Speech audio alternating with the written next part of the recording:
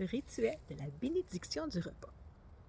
C'est quelque chose que je trouve important et puis que certains pensent encore que c'est comme une vieille tradition de religion, mais c'est beaucoup plus que ça. C'est que par le fait de bénir notre nourriture, on peut faire un grand travail et puis on se nourrit aussi différemment.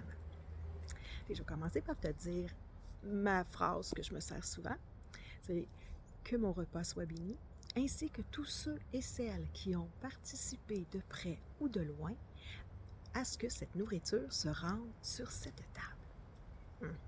Et tu vois où ce que je veux m'en venir, hein? C'est que c'est ça, tu sais, en remerciant de près ou de loin.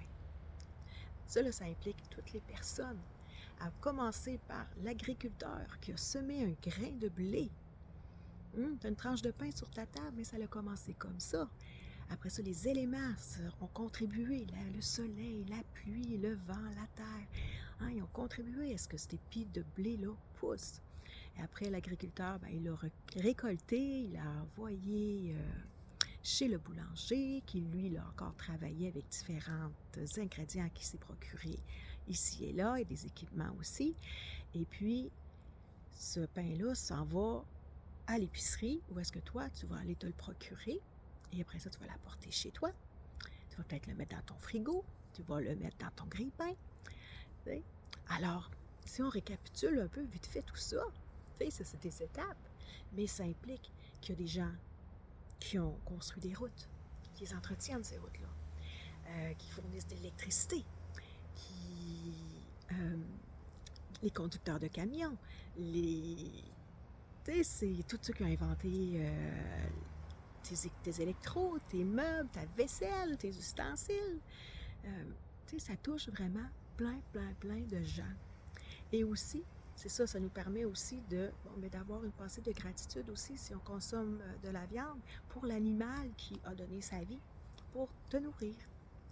Alors, c'est ça, ça fait que le fait d'être comme ça dans la gratitude, ça ouvre notre cœur, ça augmente l'amour qu'on a. Et puis quand on se trouve à manger, bien, on n'en retire pas juste les vitamines, les minéraux pour notre corps physique. On se trouve à aller chercher, c'est ça, comme la quintessence qu'il y a dans les aliments.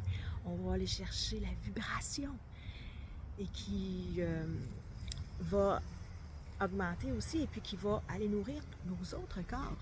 Parce qu'il n'y a pas juste notre corps physique qu'on a à nourrir. Tu sais, tout le prana, l'énergie de la vie qu'il y a dans les aliments, mais c'est le prana, ça c'est pour nourrir nos autres corps surtout. Alors, fait que c'est ça. Fait que si tu as envie d'essayer, je te dis que ça fait vraiment une belle différence. Et puis tu ne regardes plus tes aliments de la même façon avant de les consommer.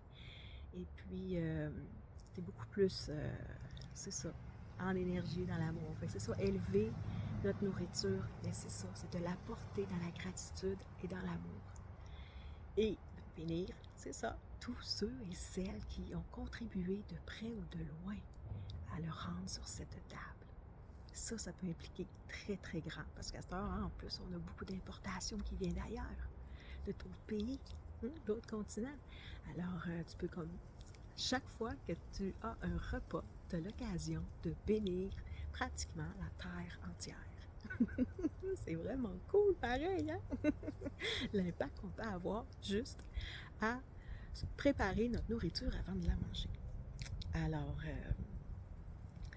je souhaite que tu participes à la bénédiction de ta nourriture pour ton plus grand bien-être et pour le bien-être de toute l'humanité. L'humanité a besoin d'amour et de lumière et de gratitude.